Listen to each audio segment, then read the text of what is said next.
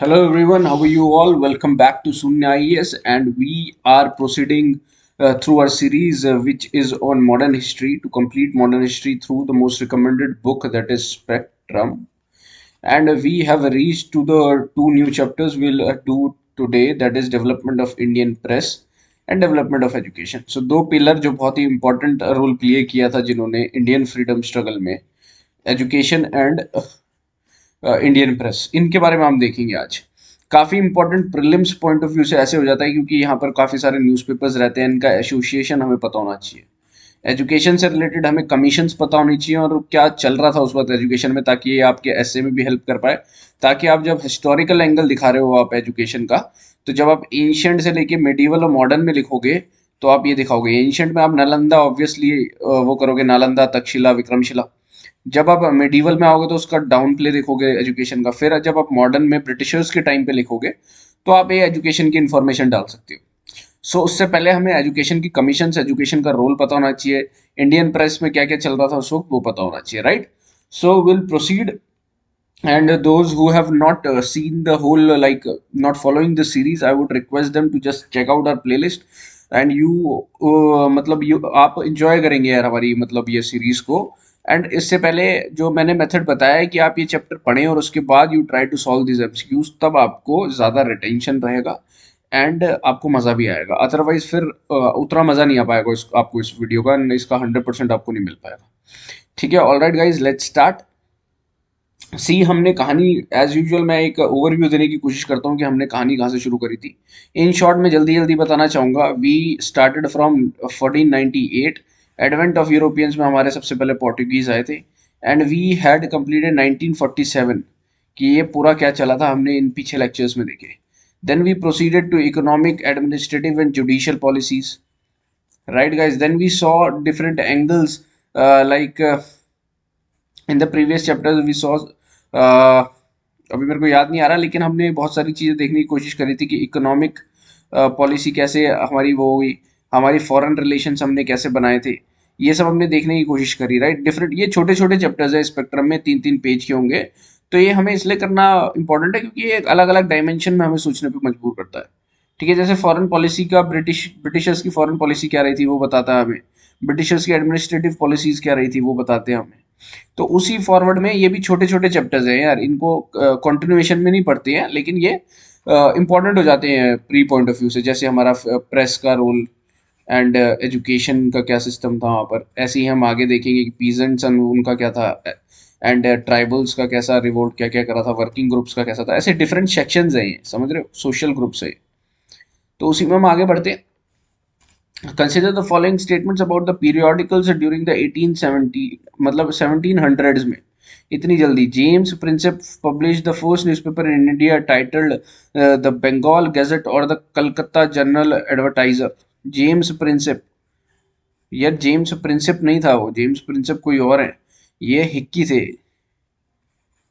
ठीक है, the name newspaper and journals of the early period primarily aimed at catering to the intellectual entertainment of the Europeans and Anglo Indians. तो पहले ही शुरुआती क्या थे, primarily aimed at catering to the intellectual attainment of Europeans and Anglo Indians. Correct ढूंढना guys. तो मैंने ये आपको बताया, जेम्स हिक्की थे, ये प्रिंसेप नहीं थे, जेम्स प्रिंसेप कोई और है। ठीक है, जेम्स प्रिंसेप आपको याद होगा अशोकन के पिलर्स को, जिन्होंने जो उनकी स्क्रिप्ट लिखी जाती थी उनको डिसाफर करा था, वहां पर हम प्रिंसेप को बताते हैं कि इन्होंने हमारी ये वाली लिपि को आइडेंटिफाई किया था, हमारा जो पाली लैंग्वेज थी जिसमें वो लिखी गई थी। ठीक है, तो A will not be the answer, B, that is two only. Consider the following statements. Bankim Chandra Chattopadhyay's novel Anand Math depicts the Sannyasi revolt of 1760s. Correct. The song, ये हमने वहां पर भी देखा था जब पीजेंट्स का हमने वो देखी थी रिजेंटमेंट्स, और वी पीपल्स रिजेंटमेंट to be correct. The song poem Vande Mataram is taken from the Bankim Chandra Chatterjee's novel Anand Math. Vande मातरम ली गई है बंकिम चंद्र चटर्जीज की नोवेल आनंद मठ से। Anand Math was the last novel of Bankim Chandra Chatterjee. तो यहाँ आपको थोड़ा दिमाग लगाना पड़ेगा, क्या सही में ऐसा था। तो यार ये देखो, यहाँ पर कंफ्यूजन हो सकती थी और बिल्कुल कंफ्यूजन जायज़ है क्योंकि इनकी लास्ट नोवेल ऐसे नहीं है, ये राजसीमा थी जो लास्ट नोवेल थी, ये याद रखें। ये बिल्कुल याद रखे थे। द पोएम वंदे मातरम, जो वंदे मातरम जो पूरा गाना है ना, वो हमने यहीं से लिया है, बंकिम चंद्र चटर्जी की नॉवल से, आनंद मठ से। इसीलिए नॉवल भी फेमस है, आपने काफी जगह नाम भी सुना होगा इनका। ये एज इट इज ध्यान रखिए यार। इट वाज सन्यासी रिवोल्ट से रिलेटेड थी। इट वाज कि भाई ब्रिटिश पॉलिसीज की वजह से सन्यासीज को अपना टैक्सेस एंड वगैरह देने पड़ते थे, एंड इनको एविक्ट कर दिया गया था, तो इन्होंने रिवोल्ट किया बेसिकली, एंड इनकी हार्डशिप को आनंद मठ में दर्शाया गया। सो 1 and 2 will be the answer. 3 को गलत कर देते आप तो आंसर पे डायरेक्ट ही पहुंच रहे थे आप। Correct the following in chronological order.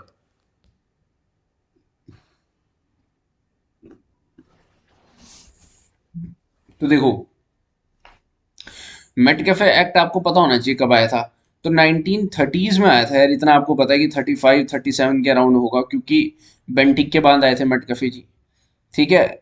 Licensing act की लाइसेंस चाहिए, censorship of press act, licensing regulations, registration act. तो आपको ये देखना है कि यार पहले लाइसेंसिंग एक्ट बहुत पहले आ चुका था, ठीक है। एक लाइसेंसिंग रेगुलेशंस जो 1857 की क्रांति में रेगुलेशंस आए थे, और ये लाइसेंसिंग एक्ट 1790s में आपने देखा होगा, लिटन वगैरह 17 कह रहा हूँ, उस टाइम पे आ गया था। ठीक है। सेंसर ये registration act and just wait a second, Metcalfe आपको पता है, लाइसेंसिंग एक्ट आपको पता है कि बहुत पहले आया था। तो दैट मीन्स फर्स्ट हमारा पहला होना चाहिए। इसमें क्या ढूंढना है हमें, क्रोनोलॉजिकल ऑर्डर ढूंढना है यार ढंग से। ठीक है। तो भाई ये हमारा 1790 में लाइसेंसिंग एक्ट हमारा आया था। ये तो हमने देख लिया कि 1790s में आया था लाइसेंस की, लाइसेंस तुम्हारे पास होना चाहिए। ठीक है। फिर हमने देखा लाइसेंसिंग रेगुलेशंस के लिए रेगुलेट किया था इन्हें, हमें जिन्हें लिबरेटर ऑफ प्रेस भी बोला जाता है। 1723 में लिबरेटर ऑफ प्रेस मेटकाफ को बोला जाता है, राइट। इन्होंने लिबरेट करा था इन सब रिस्पॉन्सिबिलिटीज से। तो हमें पता है कि यार वन तो हमारा थोड़ा आखिरी में आया था, राइट राइट। ठीक है। तो उसके बाद तुमने देखना है कि मेटकैफे 2 और ये इस इन दोनों में से पहले 2 आता है, 4 पहले आता है फिर 2 आता है, तो 4 और 2 की ऐसे होनी चाहिए। तो सारी जगह यही है, सिर्फ यहाँ नहीं है, तो ये ऑप्शन कट जाएगा, बाकी तीनों में ऐसा ही है। और सेंसरशिप प्रेस एक्ट ये 1799 का है, 1790s का है, लाइसेंसिंग एक्ट नहीं।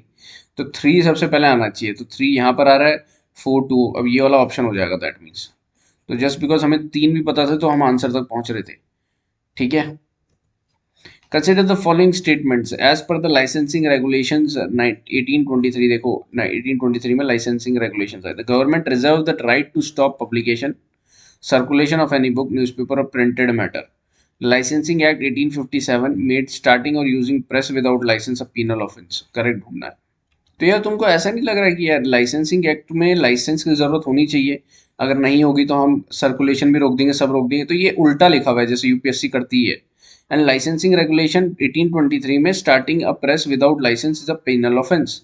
देखो काइंड ऑफ सेम ही है, लेकिन ये बनाया इसलिए गया है कि ताकि ऐसा कोई नहीं पूछने वाला आप लोग इतनी बारीकी से, लेकिन ताकि थोड़ा हमें ध्यान रहे यार कि रेगुलेशंस आई थी 1823 में जॉन एडम्स जब थे, और 1857 में हमारे लाइसेंसिंग एक्ट आया था, ठीक है, कैनिंग के टाइम पे। तो D will be the answer, correct पूछा है, क्योंकि press act of 1835, Metcalfe act, required a printer publisher to give a precise account of the premises of a publication. Censorship Act of 1799 was enacted, ये censorship act है, enacted by Lord Wellesley। Correct ढूंढना है guys. तो बिल्कुल सही है यार। देखो Metcalfe act required a printer publisher to give a precise account of the, मतलब कि आप पब्लिशर को लिखो किसने छापी है बुक, आप प्रिंटर का नाम लिखो और डेट ऑफ पब्लिकेशन लिखो, ये सब लिखना जरूरी था। एड्रेस लिखो, ये सब लिखना जरूरी था। और सेंसरशिप एक्ट अगर आपको ये भी नहीं पता, सिर्फ ये पता कि हाँ 1799 में हुआ था, तो automatically Lord Wellesley will be the answer. अब ये देखो, सुधारक, एडवोकेट, इंडियन मिरर, ये एज इट इज याद कर लो दोस्तों, ये पक्का आएगा यार, कहीं ना कहीं पूछा जाएगा ये। तो आप देखो कि सुधारक हमें याद रखना है गोपाल गणेश आगरकर से, गोपाल गणेश आगरकर से सुधारक, आगरकर सुधारक, आ रहा है यहाँ पर, ठीक है। एडवोकेट हमारे जीपी वर्मा। इंडियन मिरर चलो याद रखो, जीपी वर्मा ना भी हो तो इंडियन मिरर बिल्कुल याद रखें यार आप। ये एन सेन से याद रखें इंडियन मिरर।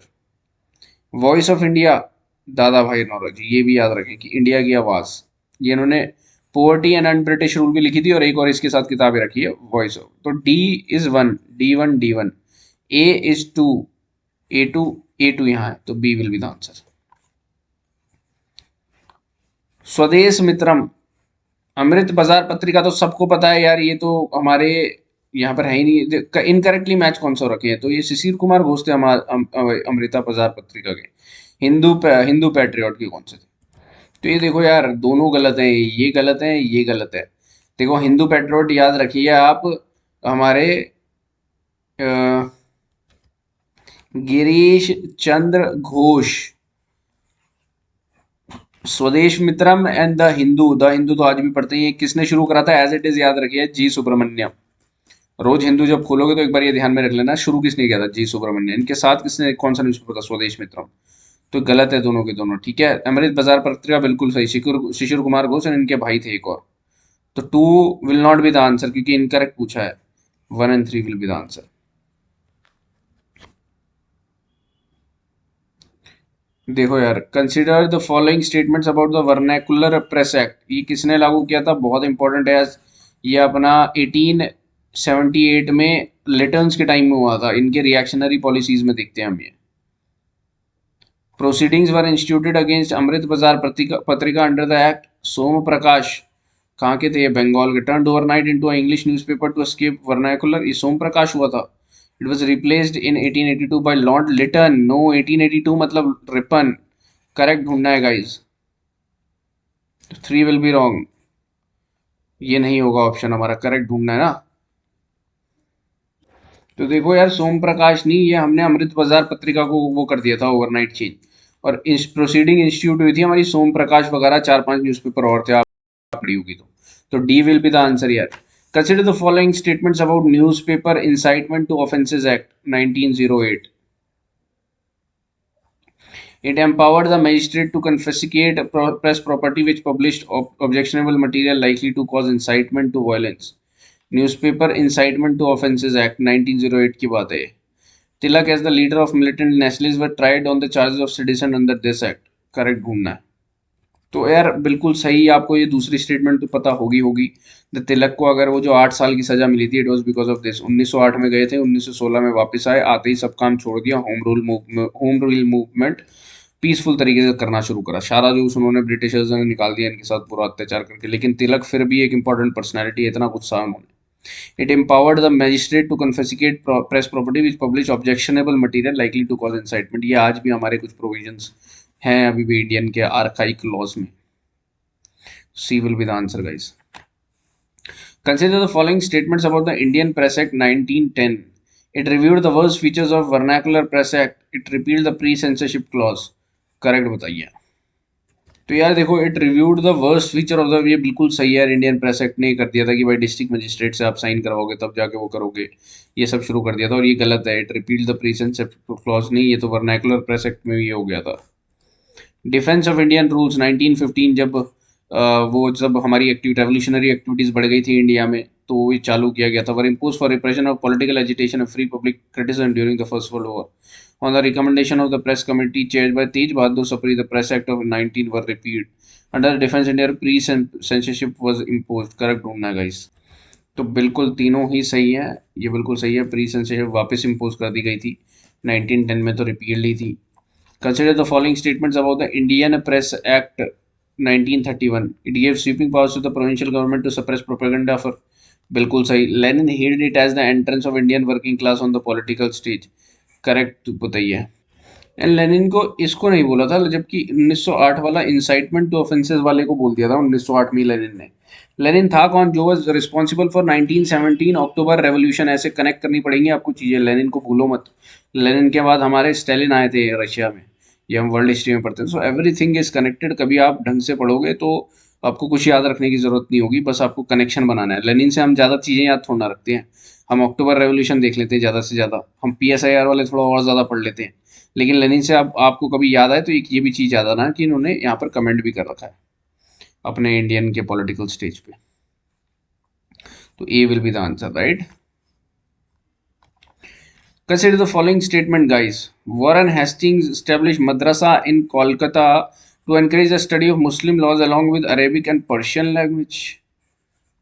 अरेबिक लैंग्वेज भी और पर्शियन लैंग्वेज भी। जोनाथन डनकन, ये आपको याद रखने हैं अगर आपको नहीं भी आ रहा है कि कौन एसोसिएटेड है।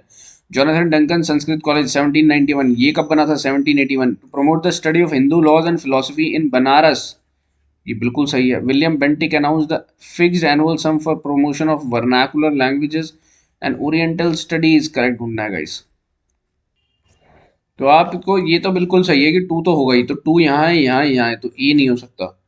आपको ये पता है यार, वॉरेन हेसिंग ने स्टैब्लिश तो किया था, तो ए वन भी लग रहा था, वन वन ये। अब बचे दो ऑप्शन। तो ये मैं बता दूं आपको, विलियम बेंटिक ने कोई वर्नाकुलर लैंग्वेजेस का उस टाइम पे कोई पुश नहीं था यार। वर्नाकुलर मतलब हमारी इंडियन लैंग्वेजेस का। तो फिर किसका पुश था वहां पर? इंग्लिश लैंग्वेज को वेंटिक ने सपोर्ट किया, ताकि वो अवेयरनेस आए बाहर की लैंग्वेज की। One two three will, one and two will be the answer, three wrong हो गया ना। Consider the following about Lord Macaulay's minute. कब आया? 1935 में। आया कैसे? देखो 1813 के चार्टर एक्ट में बोला गया कि 1 लाख रुपए आप गवर्नमेंट ने बोला कंपनी को कि आपको 1 लाख रुपए एजुकेशन वगैरह में लगाने हैं। लेकिन ये 1923 तक लगाए नहीं गए, 1923 में पहली बार लगाए गए। और इसका पैसा कलकत्ता यूनिवर्सिटी में राजा राम मोहन रॉय ने खुलवाया फिर एक कॉलेज 1817 में। अब क्या हुआ कि अब ये आप समझो कि डिबेट थी कि आप सब्जेक्ट कौन से पढ़ाओगे। ट्रेडिशनल तो ये बोल रहे थे ओरिएंटलिस्ट, एंग्लिसिस्ट बोल रहे थे नहीं भाई वेस्टर्न सब्जेक्ट पढ़ाए जाएंगे। अब एंग्लिसिस्ट में भी दो मत आ रहे थे, दैट इंग्लिश में पढ़ाया जाएगा और अपने वर्नाकुलर लैंग्वेजेस में पढ़ाया जाएगा। तो ये दिक्कत दूर करी हमारी लॉर्ड मैकॉलेज मिनट ने। So it favoured providing education in the language of the mother tongue. बिल्कुल नहीं, लॉर्ड मैकॉले ने बोला भाई आप इंग्लिश में पढ़ाओ और हमें एक सेक्शन ही चाहिए। मास एजुकेशन को इन्होंने मना कर दिया, तभी हमारी मास एजुकेशन, मास पीपल जो मास में थे वो इलिटरेट थे। अभी तक उसका इफेक्ट हमें आज़ादी तक देखने को मिला था, जब 30% लिटरेसी रेट था सिर्फ। तो आप ये सोचो कब की बात कर रहे हैं हम, 1813, 100 साल पहले की। The government open large number of elementary schools to provide mass education. बिल्कुल मास एजुकेशन की अगर लॉर्ड मैकुलम में बात हो, तुरंत कैंसिल करना। It came to be criticize for its downward filtration theory. बिल्कुल सही, इन्होंने बोला 4-5 बंदों को वो करो, वो नीचे एजुकेशन अपने आप ही प्रोवाइड करेंगे, rather देन कि मास को, नीचे वालों को एजुकेट करो और ऊपर वाले फिर ऐसे जाएंगे। अपवर्ड थ्योरी नहीं थी। तो थर्ड सही है, तो three only will be the answer. Consider the following statement. It emphasized that state special care is required for extension and improvement of primary education. में states की special care चाहिए. It recommended that primary education should be imparted through vernacular medium. It recommended that secondary education have two division, literary होना चाहिए, vocational होना चाहिए. Drew attention to inadequate facility for female. ये as it is चारों point याद रख लो, इसलिए डाले गए हैं गाइस। ये कोई आप एलिमिनेट करने के लिए नहीं, कि ताकि आपको याद रहे ये चीज। द पफ प्रोविजन नहीं है इसके, हंटर्स के भी नहीं है, हंटर्स के हैं ये प्रोविजन। देखो हंटर कमीशन बहुत ही इंपॉर्टेंट था, क्योंकि इसी लाइन में आज तक हमारी बहुत सारी एजुकेशन सिस्टम ऐसे ही चलता रहा अगले 30-40 साल। रेलेग आया 1902 में, इसमें इंडियन यूनिवर्सिटी एक्ट लगा। सर्जेंट और लेट आया। थोड़ा बहुत आइडिया रहेगा ना, तो आप वैसे ही एलिमिनेट करके पहुंच जाओगे। Consider the following statements. Raleigh commission के बारे में 1902, it was set in 1902 to go into the conditional prospect of universities in India. The Indian university act pass in 1904 was based on recommendation of इसका। Its recommendation came in during Lytton रजीम।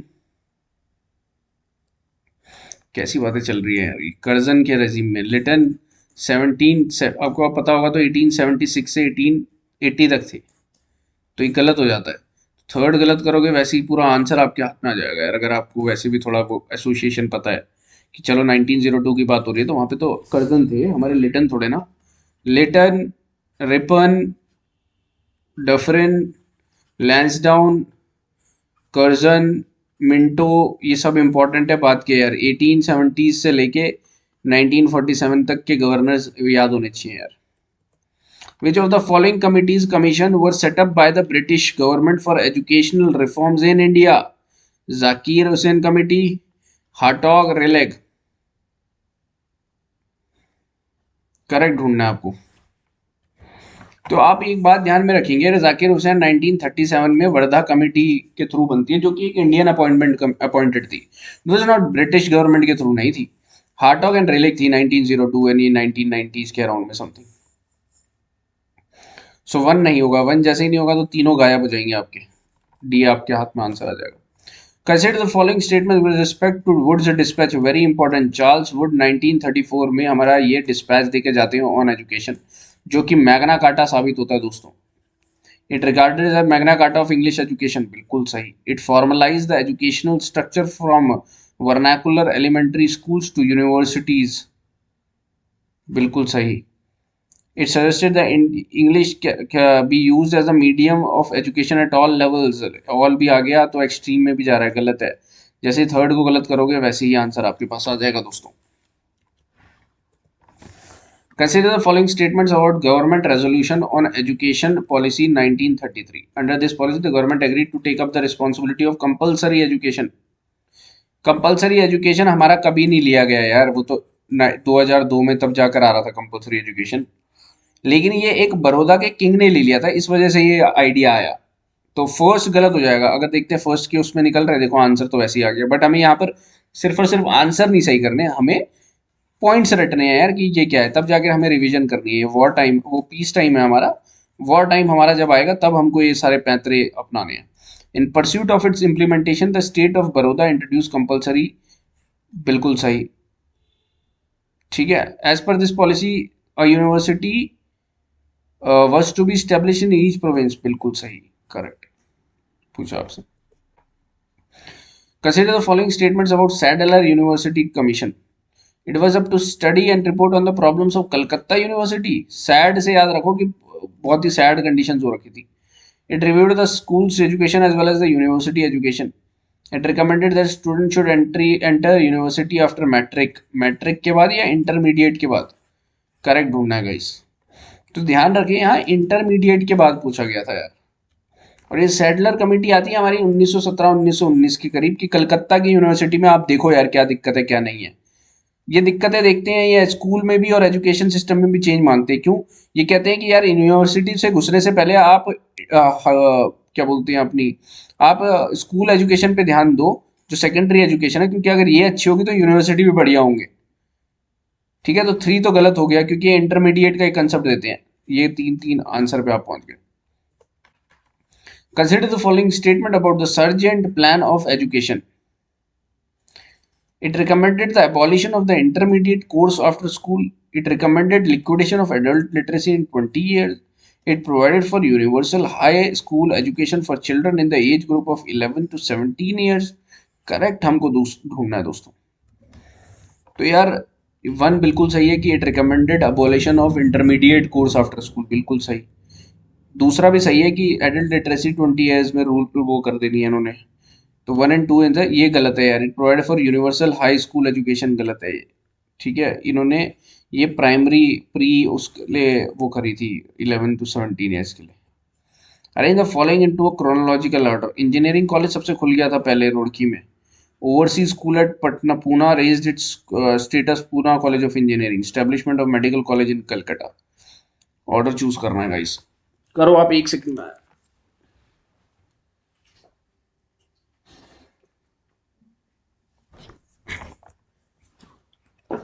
आपको इसमें ना, आपको थोड़ा timeline का अंदाजा बिल्कुल होना चाहिए कि कौन सा कॉलेज कब आया।